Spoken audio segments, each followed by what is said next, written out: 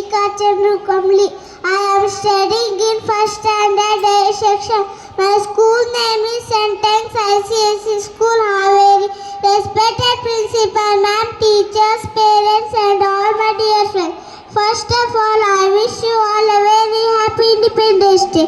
Today is a very special day. To 15th August, we are celebrate our Independence Day. We got freedom on this day. We got freedom on 15th August 1947. Independence Day National Festival. We host our national flag on this day. Everybody sings the national anthem. It is celebrated with full joy. Independence Day is very important day for every Indian.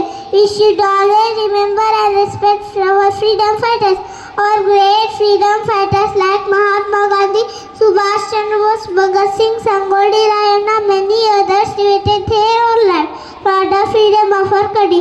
Today, let's salute all those freedom fighters and leaders. I love my country very much. I am proud to be an Indian. Jai Hind, Jai Bharat. Thank you.